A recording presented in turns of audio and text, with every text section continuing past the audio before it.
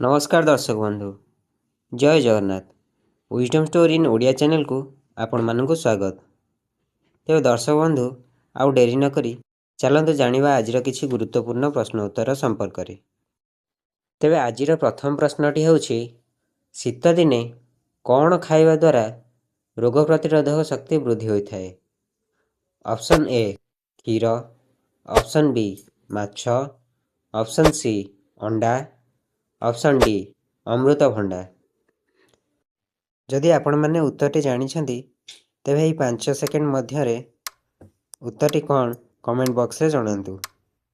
आ हाँ, आम channel T को जदि सब्सक्राइब करना तेबे तले दिया ऑल नोटिफिकेशन बटन को ऑन करी चैनल टी को सब्सक्राइब करने को जमा भी भूलंतुनी। तेबे सठिक उत्तरटी होछि ऑप्शन सी अंडा। परवर्ती प्रश्नटी होछि अंडारे केउं सब पुष्टिसार तत्व रही।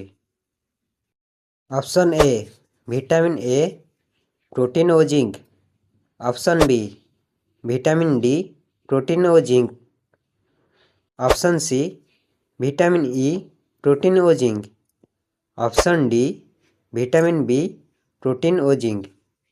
जदि आपण माने उत्तरटी जानिछंती तेबे कमेंट बॉक्स रे एही 5 सेकेंड मध्य उत्तरटी जणांतु। तेबे सठिक उत्तरटी होछि option B vitamin D, protein और जिंक रही। परवर्ती प्रश्नटी होछि शीत दिने केउं माने 2 रु 3 टी अंडा खाई परिवे।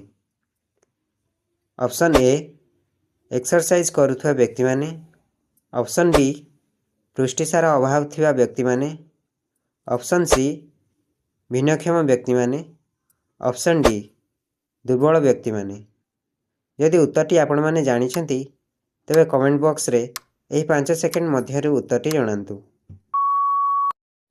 तेबे सठिक उत्तरटी होछि ऑप्शन ए एक्सरसाइज करुथुवा व्यक्ति माने। परवर्ती प्रश्नटी होछि केउं माने डाक्तर को परामर्श करिवा परे अंडा खाइबा उचित।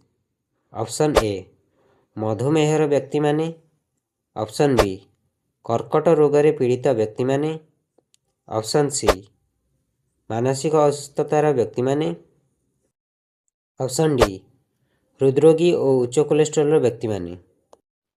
जदि यार उत्तरटी आपण माने जानिछंती तेबे एही 5 सेकेंड मध्य उत्तरटी कौन कमेंट बॉक्स रे जणांतु। आउ हाँ, सठिक उत्तरटी जानिबा पूर्व वीडियोटी को गोटे लाइक कर दियंतु। तेबे सठिक उत्तरटी होछि ऑप्शन डी हृदरोगी और उच्च कोलेस्ट्रॉल व्यक्ति माने। परवर्ती प्रश्नटी होछि ठंडा और काश हेउथुवा समय रे कौन अंडा खाई परिबा। ऑप्शन ए हाँ, ऑप्शन बी ना। जदि उत्तरटी आपण माने जानिछंती तेबे हाँ कि ना कमेंट बॉक्स रे जणांतु। सठिक उत्तरटी होछि ऑप्शन ए हाँ। परवर्ती प्रश्नटी होछि कौन खाइले कोलाइन और विटामिन बी मस्तिष्क स्वास्थ्य रे उन्नति कराए। ऑप्शन ए पेस्ता बादाम, ऑप्शन बी अंडा, ऑप्शन सी गजामुग, ऑप्शन डी कमला।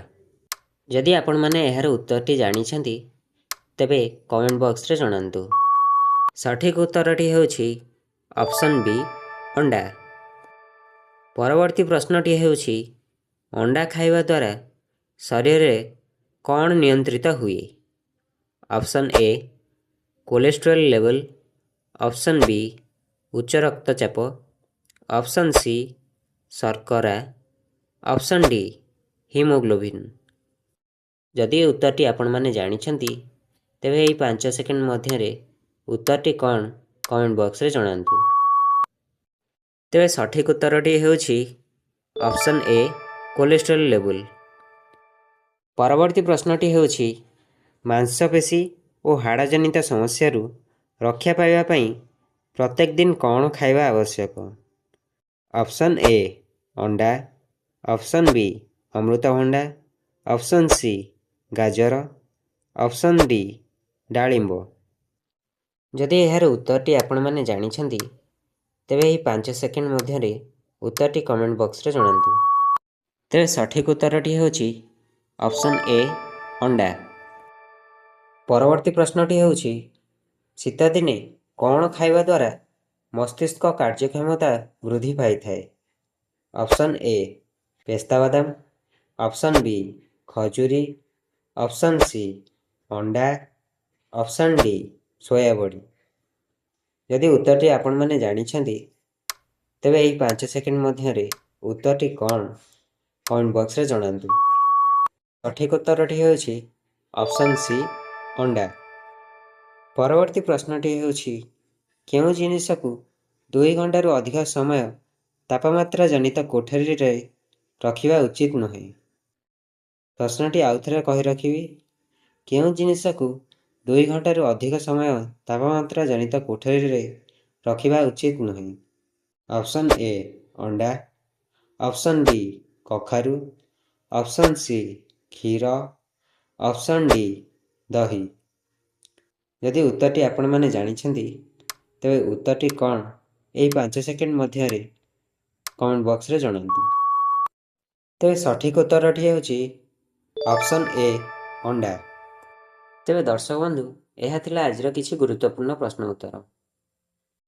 ଯଦି ଆଜିର ଭିଡ଼ିଓ ଆପଣମାନଙ୍କୁ ଭଲ ଲାଗିଥାଏ ତେବେ ଭିଡ଼ିଓଟିକୁ ଗୋଟେ ଲାଇକ୍ କରି ଚ୍ୟାନେଲଟିକୁ ସବସ୍କ୍ରାଇବ୍ କରିବାକୁ ଜମା ବି ଭୁଲିବେନି।